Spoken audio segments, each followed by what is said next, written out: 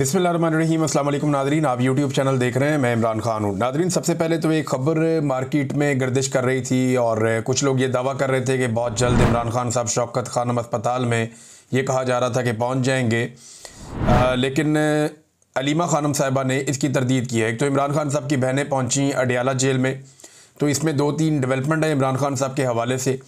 एक उनके बेटों के वीज़ा के हवाले से, एक सुप्रीम कोर्ट ऑफ पाकिस्तान में इमरान खान साहब के हवाले से जो केस चला वो, कि उनकी जो ज़मानतें हैं 9 मई के मामलात में, और दूसरा शौकत खानम में क्या उन्हें शिफ्ट किया जाएगा। ये वो चीज़ें हैं जो मैं सबसे पहले इमरान खान साहब के बारे में आपके सामने रखता हूँ। इमरान खान की बहन ने कहा कि अभी चंद दिन पहले, और उन्होंने बताया बिल्कुल चंद दिन पहले की ये बात है कि एक बहन इमरान खान की, इमरान खान से उन्होंने देखा उन्हें जब अदालत में केस चल रहा था, और बुध को मेरी बहन ने इमरान खान को देखा था। वो कहती हैं कि इमरान खान बिल्कुल ठीक हैं। हाँ, ये ज़रूर है कि उनका वज़न कम हो रहा है और छोटे मोटे इश्यूज़ हैं। वो वजह यह है कि गर्मी बहुत ज़्यादा है और वो एक छोटी सी जगह में बंद हैं, उन्हें 22 घंटे तक अंदर कैद रखा जाता है, बाहर छोड़ा नहीं जाता। तो ये वो वजूहात हैं जिनकी वजह से कोई भी आदमी हो, सेहतमंद आदमी भी हो, नौजवान भी हो, तो उसके साथ प्रॉब्लम हो जाती है। इमरान खान साहब 70+ हैं, गो के वो बहुत कोशिश करते हैं अपने आप को, अपनी सेहत को ठीक रखने के लिए, लेकिन इसके बावजूद ये मल्टीपल इश्यूज़ तो होते हैं। अब जब शौकत खानम की बात हुई तो उन्होंने कहा जी नहीं, मैं नहीं समझती कि इमरान खान को शौकत खानम शिफ्ट होना होगा, ना ये इमरान खान को कभी निकालेंगे कहीं बाहर ले जाने के लिए, और ना ही वो बिस्तर पर पड़ने वाले हैं। यानी वो ये आदमी जाएगा ना जो बिस्तर पे पड़ जाएगा, जिसकी कमर लग जाएगी बिस्तर के साथ, तो उसको हॉस्पिटल लेकर जाना पड़ेगा। तो इमरान खान तो ऐसे नहीं है, वो हिम्मत वाले आदमी हैं। मुझे नहीं मालूम कि ये बात कहाँ से आई कि गंडापुर ने दरख्वास्त की है कि शौकत खानम में इमरान खान को शिफ्ट किया जाए। ये खबर एक्चुअली इस तरह से आई थी कि गंडापुर साहब ने कोई दरख्वास्त की है कि इमरान खान साहब को शौकत खानम अस्पताल शिफ्ट कर दिया जाए या उन्हें वहाँ पे दाखिल करवा दिया जाए। इमरान खान साहब, मुझे नहीं लगता कि ऐसा वो करेंगे। हाँ, लेकिन एक जो दरख्वास्त है वो उनकी पार्टी की जानिब से दी जा रही है, और वो ये कहा जा रहा है, पार्टी भी कह रही है, उनकी बहनें भी कह रही हैं कि इमरान खान साहब को उनके डॉक्टरों से चेक करवाएं और ये इजाज़त दी जाए कि इमरान खान साहब के जो अपने मुआलिज हैं वो आएँ और आकर इमरान खान साहब को जेल में देखें, ताकि जो है इमरान खान साहब की भी और बाकी फैमिली की और जो कारकुन है पाकिस्तान तहरीक इंसाफ के, उनकी भी तसल्ली हो जाए। इस पे जो है वो शौकत बसरा साहब ने एक आइडिया दिया है कि तमाम MPs MNAs जाके अडियाला के बाहर पुरअमन तौर पे बैठ जाएं, जब तक इमरान खान साहब को उनके अपने डॉक्टरों से ना मिलवाया जाए तब तक वो वहाँ पे धरना देकर बैठें और एहतजाज करें। भारत इमरान खान साहब की बहनों को जब मैं ये वीडियो रिकॉर्ड कर रहा हूँ तब तक के लिए तो इतला ये थी कि उन्हें नहीं मिलवाया गया। इमरान खान साहब के बेटों के नाइकॉप के हवाले से, देखिए नाइकॉप वाला मामला तो लटका हुआ है, वो तो लंबा चलेगा, लेकिन उनके बेटों को वीज़े भी फराहम नहीं किए जा रहे और ये मामला लगातार हुकूमत की जानिब से लटकाया जा रहा है। तो हुकूमत ये देख रही है कि कब वीज़े फराहम करने हैं उनके बेटों को। मेरे ख्याल में हुकूमत ये फ़ैसला तब करेगी जब चीज़ें थोड़ी डाउन हो जाएंगी, और तब वो उनके बेटों को आने की इजाज़त देगी और इमरान खान से मिलने की इजाज़त देगी। हुकूमत ऐसे मौके पर नहीं आने देगी जब मामला ज़रा गर्म हो। जो मुझे दिखाई देता है वो ऐसे ही है। सुप्रीम कोर्ट ऑफ पाकिस्तान में आज इमरान खान साहब का केस लगना था, और ये केस शहबाज रिजवी साहब और तारक बाजवा साहब, 2 जज हैं लाहौर हाई कोर्ट के, उन्होंने इमरान खान साहब के खिलाफ फैसला दे दिया था, उनकी ज़मानत खारिज कर दी थी 9 मई के हवाले से। और जिस बुनियाद पे खारिज की थी, यानी वो बड़े अजीबोगरीब मामलात थे। यानी एक पुलिस वाला कहता है कि वो सोफ़े के नीचे था, कोई कहता है जी मैं टेबल के नीचे था, कोई कहता है जी मैं पर्दे के पीछे था। तो इस तरह की गवाहियों की बुनियाद के ऊपर इमरान खान साहब की साजिश को दुरुस्त मानते हुए लाहौर हाई कोर्ट ने इमरान खान साहब की जो ज़मानत है 9 मई में, उसे कैंसिल कर दिया था, उन्हें ज़मानत नहीं दी थी। तो अब ये जस्टिस याह्या अफरीदी साहब की अदालत में मामला है, तो याह्या अफरीदी साहब केस की मेरिट पर बात नहीं करेंगे, ये उन्होंने अपनी अदालत के अंदर कहा।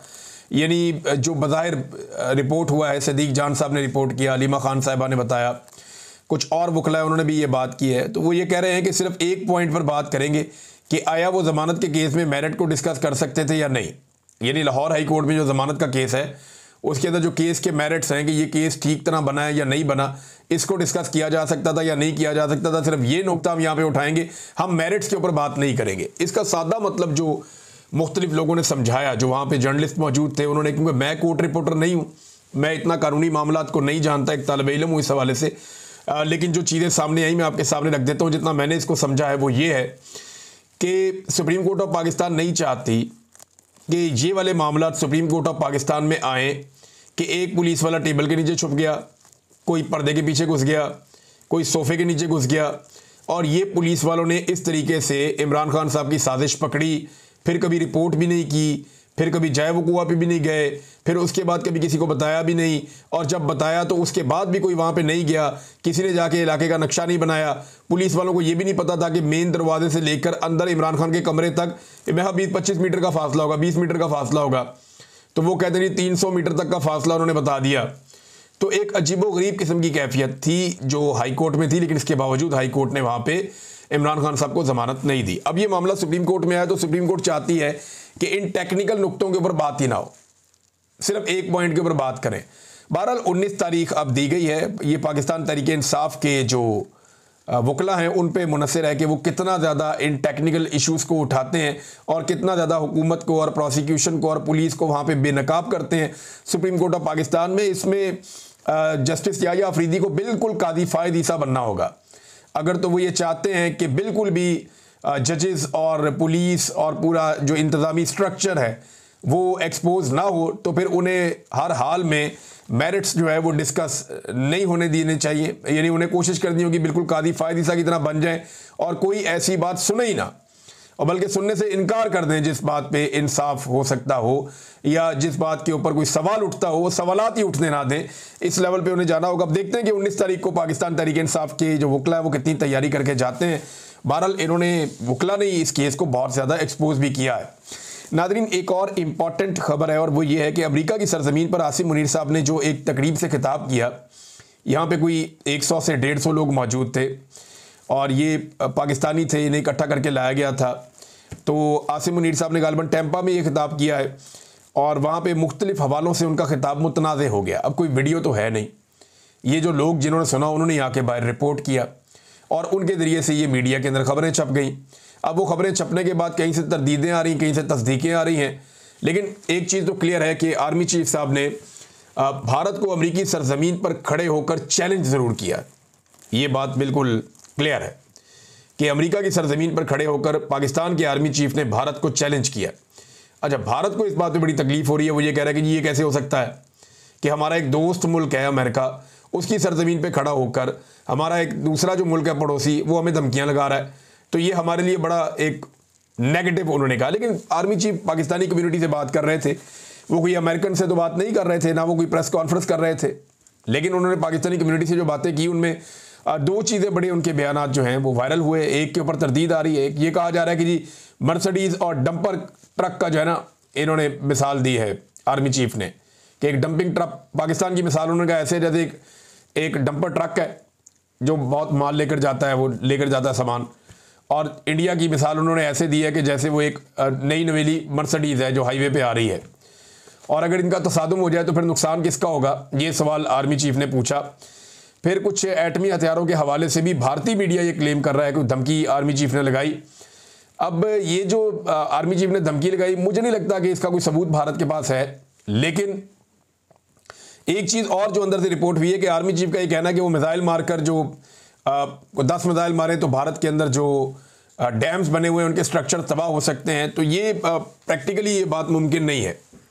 वो इस तरह मुमकिन नहीं है कि रशिया ने अभी यूक्रेन में बड़ी कोशिश की है, सिर्फ टर्बाइनों को वो नुकसान पहुंचा सका है।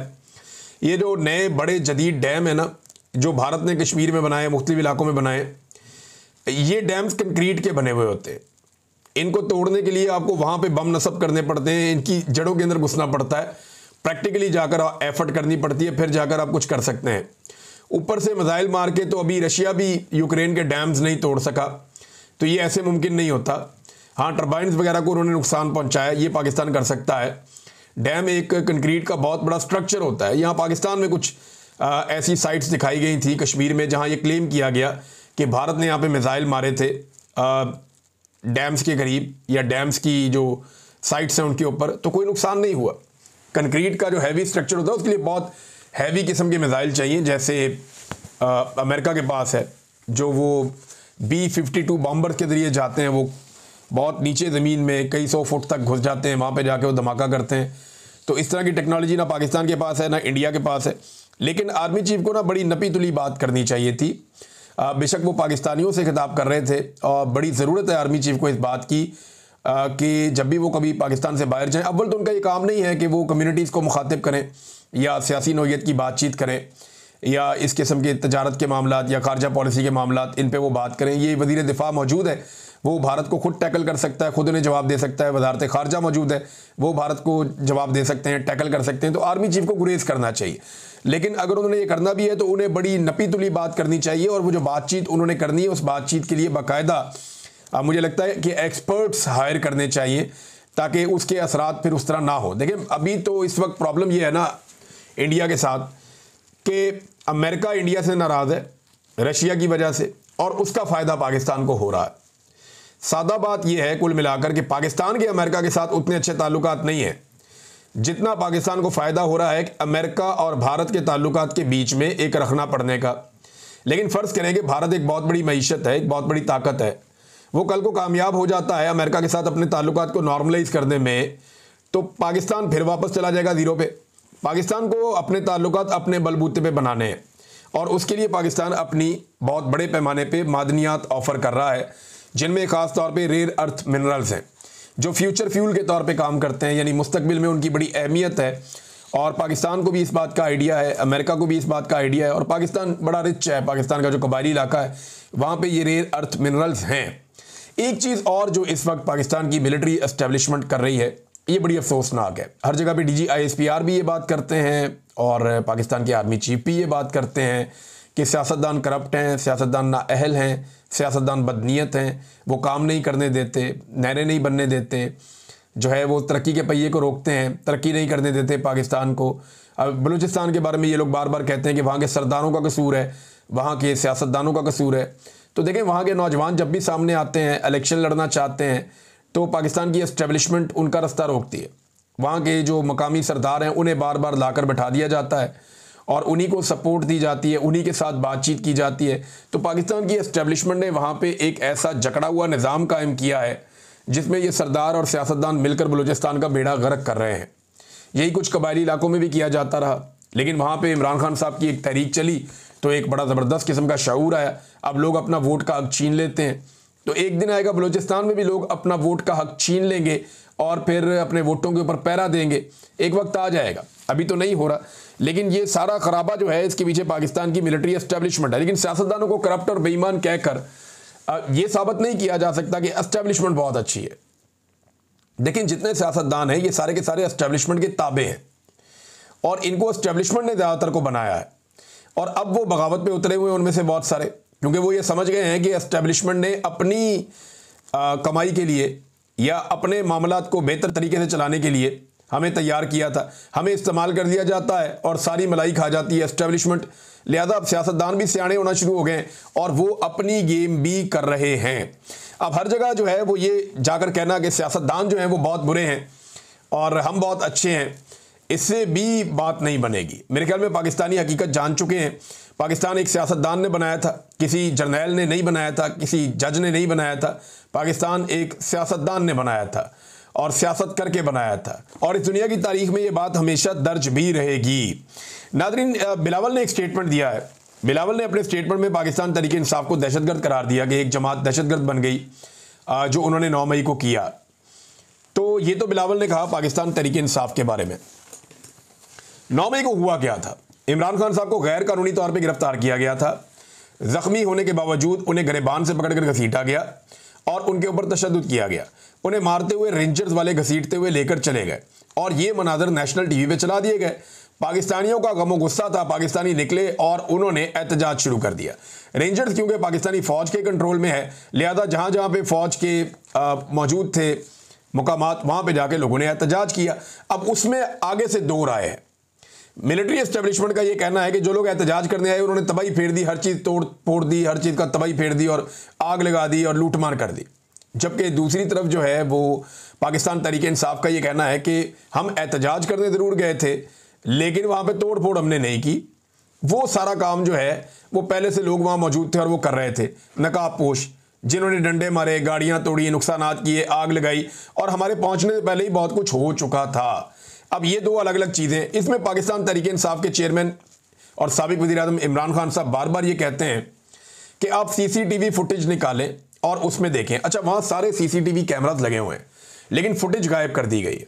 ये मामला जो है वो मिलिट्री कोर्ट्स में भी उठाया गया था कि सीसीटीवी फुटेज कहाँ है, और उसका जवाब वहां पे भी नहीं दिया जा सका। आम अदालतों में भी ये मामला उठाया गया लेकिन इसका जवाब वहां पे भी नहीं दिया जा सका। तो सीसीटीवी फुटेज गायब कर दी गई जिसके अंदर सारे हकायक थे, और इस तरह पाकिस्तान तहरीक इंसाफ के मौक़िफ़ को एक तक़वियत तो मिलती है कम से कम कि सीसीटीवी फुटेज गायब है। अगर वो फुटेज मिल जाए तो पता चल जाए कि लोगों के आने से पहले कितनी तबाही हुई, लोगों के आने के बाद कितनी तबाही हुई, सिक्योरिटी किस वक्त गायब हुई और सिक्योरिटी किसके कहने पर गायब हुई, और डंडे मारने और तोड़ने वाले लोग कौन थे और वो लोग आज तक पकड़े गए या नहीं पकड़े गए। ये वो सारे सवालात हैं जिनका जवाब अभी तक नहीं मिला इस मामले में। लेकिन बिलावल ने कह दिया कि पीटीआई जो है वो एक दहशतगर्द जमात बन गई 9 मई के बाद। लेकिन बिलावल ने क्या किया और बिलावल की पार्टी ने क्या किया, ये जरा मैं आपके सामने कुछ तफसीलात रखता हूं। नाज़रीन, जब बेनज़ीर भुट्टो शहीद हुई ना 27 दिसंबर को, तो 27 दिसंबर से लेकर 30 दिसंबर तक मुल्क भर में अरबों रुपए की सरकारी और निजी इमलाक लूट ली गई थी। जगह जगह आग लगा दी गई थी, बैंक लूटे गए थे, शहरी लूटे गए थे, लोग कत्ल किए गए थे और ख़वातीन को अगवा तक किया गया था। मुबैना तौर पे रेप भी किए गए थे। सिंध से पंजाब आने वाली सड़कें और रेलवे ट्रैक तक उखाड़ दिए गए थे। क्या वो दहशतगर्दी नहीं थी? मीडिया रिपोर्ट्स के मुताबिक मुबैना तौर पर पीपल्स पार्टी के हामियों के दंगे फसाद के दौरान 47 लोग मारे गए जिनमें पुलिस एहलकार भी शामिल थे। मुबैना तौर पर पीपल्स पार्टी के हामी मुल्क भर और बिलखसूस कराची में अंधाधुंध फायरिंग करते रहे, सियासी मुखालिफिन को ढूंढ ढूंढ कर कत्ल करते रहे। मुल्क भर और बिलखसूस कराची में सिविल वॉर जैसा माहौल बर्पा कर दिया गया। करोड़ों लोग खौफजदा और महसूर होकर रह गए थे। गाड़ियों के साथ बांध कर जो ATM मशीनें हैं उन्हें बाहर खींच लिया गया था और मुल्क भर में मुतअद्दिद बैंक जो हैं वो लूट लिए गए थे। दर्जनों बैंकों को आग लगाकर जला भी दिया गया था ताकि रिकॉर्ड ही जल जाए। अल जजीरा के मुताबिक 176 बैंक, 34 पेट्रोल पंप, 72 ट्रेन की बोगियां, 18 रेलवे स्टेशन, सैकड़ों कारें, बसें, मोटरसाइकिल और सरकारी दफातर, इमारतें, सियासी जमातों के दफातर और अनगिनत दुकानें, प्लाजे जलाकर राख कर दिए गए थे। ये किया गया था जनाब पीपल्स पार्टी की जानिब से जब बेनज़ीर भुट्टो शहीद हुई थी। तो पीपल्स पार्टी को तो किसी ने दहशतगर्द नहीं कहा। इतनी तबाही फेरने के बावजूद इस तबाही के सामने तो पाकिस्तान तहरीक इंसाफ ने 5% भी नहीं किया। 5% भी नहीं किया। रेलवे भी एक कौमी इदारा है, फौज भी एक कौमी इदारा है। बैंक तो नहीं लूटा एक भी पीटीआई ने। बंदे तो कत्ल नहीं हुए, बंदे तो उल्टा पीटीआई के कत्ल हो गए। नादरीन, डॉन न्यूज़ के मुताबिक पाकिस्तान को उस वक्त इस इब्तदाई तौर पे $2 अरब का नुकसान हुआ था और एक डेली टाइम्स की रिपोर्ट है FPCCI, इसका तखमीना है कि GDP का 8% पाकिस्तान का नुकसान हो गया था उन 3 दिनों में। इतनी तबाही फेरी थी पाकिस्तान के अंदर। और आज बिलावल सीधा खड़े होकर बड़े आराम से ढिला मुँह करके ये कह रहे हैं कि 9 मई में PTI जो है वो दहशतगर्द बन गई है। तो फिर 27 दिसंबर से लेकर 30 दिसंबर तक फिर तो पीपल्स पार्टी तो बहुत बड़ी दहशतगर्द जमात बन गई थी। लेकिन पाकिस्तान की खातिर सारे आगे बढ़े थे और यहाँ 2 साल से एक पॉलिटिकल पार्टी को कुचला जा रहा है, उसको तबाह किया जा रहा है। ये सारा मामला डिज़ाइन ही एक पॉलिटिकल पार्टी को तबाह करने के लिए है। जबकि बेनज़ीर भुट्टो का कत्ल एक इंतहाई अफसोसनाक वाक़या है और जिस तरह इमरान खान साहब की गिरफ्तारी एक इंतहाई अफसोसनाक वाक़या है। दोनों पे अवाम का रद्द-ए-अमल जो है वो फितरी है। लेकिन बैंक लूटना कौन सी फितरत है? यानी वो तो बैंक लूट लिया लोगों ने, उसमें से पैसा निकाल लिया, ATM मशीनें घसीट के बाहर निकाल ली, इंसानों को कत्ल कर दिया, वो कौन सी फितरत है? तो ये बिलावल साहब को अपनी दफ़ा याद नहीं है कि उन लोगों ने क्या किया था। और आज एक ऐसी जमात जो सिर्फ एहतजाज करना चाहती है पुरअमन तौर पे, उसको दीवार से सिर्फ इसलिए लगाया जा रहा है कि उसकी मकबूलियत का मैदान में ये लोग मुकाबला नहीं कर पाते। नादरीन, 14 अगस्त के हवाले से पाकिस्तान तहरीक इंसाफ ने कहा जी हम जश्न मनाएंगे और आज़ादी का जश्न मनाएंगे और साथ अपनी तहरीक भी जारी रखेंगे। यानी लोग पाकिस्तान तहरीक इंसाफ का और PTI का झंडा लेकर निकलेंगे और लोग जश्न मनाएंगे। एक वीडियो नादरीन मैं देख रहा था, इसमें एक छोटी बच्ची है, लड़की है, वो झंडे बेच रही है पाकिस्तान के और PTI के।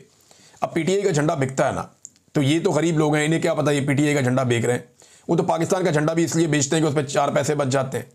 वो PTI का झंडा भी इसलिए बेच रहे हैं कि उस पर 4 पैसे बच जाएंगे। अब वो गरीब है, उसका तो पेट कहता है कि मुझे रोटी चाहिए। वो तो भूख के तो मजबूर होकर ये सामान बेचने के लिए सड़क पे बैठे हुए हैं। वहाँ पुलिस आके उसको हरासा कर रही है। लोग आकर उसे कह रहे हैं जी PTI का झंडा आप नहीं बेच सकते, आप पाकिस्तान का झंडा बेच लें। भैया PMLN का झंडा बेचे, नहीं बिकता, अब क्या करें? पीपल्स पार्टी का झंडा बेचे, नहीं बिकता, क्या करें? एमक्यूएम का, एएनपी का, बाकियों के झंडे नहीं बिकते, मुफ्त आपको बांटने पड़ते हैं, क्या करें? पीटीआई का वाहिद झंडा है जो दुकान के ऊपर भी बिकता है, जो सड़क के ऊपर भी बिकता है। अब लोगों की डिमांड है, क्या किया जा सकता है? हो सकता है कल ये डिमांड ना हो, लेकिन जब तक है तब तक लोग बेचेंगे। अच्छा नाज़रीन, एक आखिर में मैं एक अनाउंसमेंट कर दूं छोटी सी, कि हम 14 अगस्त पे सब यहाँ पाकिस्तानी, जहाँ मैं मौजूद हूँ बरतानिया में, मैनचेस्टर में हम इकट्ठे होंगे, और इसके हवाले से सोशल मीडिया पे मैं वो अनाउंसमेंट भी कर दूंगा और वीलॉग में बता भी दूंगा, नेक्स्ट वीलॉग में, कि हम किस जगह इकट्ठे होंगे, कहाँ से कहाँ तक वॉक करेंगे। तो हमारा प्रोग्राम है, जितने पाकिस्तानी यहाँ पे मौजूद हैं, बहुत सारे पाकिस्तानी मिलने के लिए भी कहते रहते हैं कि मिलना है, और ये एक ऐसा मौका है कि हमारा आज़ादी का जश्न है, तो हम सब मिलकर मनाएंगे। और मैं आप सबके बीच में अपने दीगर दोस्तों के साथ, जो कुछ और जर्नलिस्ट यहाँ पे मौजूद हैं, उन्हें भी बुलाऊंगा, कुछ बहुत सारे दोस्त यहाँ पे मौजूद हैं, उन्हें भी बुलाएंगे। हम सारे इंशाल्लाह इकट्ठे हो रहे हैं, और कुछ दोस्त पाकिस्तान से भी आ रहे हैं, तो हम पाकिस्तान के झंडों के साथ निकलेंगे और यहाँ मैनचेस्टर में एक रैली निकालेंगे, एक वॉक करेंगे, और पाकिस्तान जिंदाबाद के नारे लगाएंगे इंशाल्लाह। बहुत शुक्रिया आपका, अपना ख्याल रखिएगा, अपने इस चैनल का भी। अल्लाह हाफ़िज़।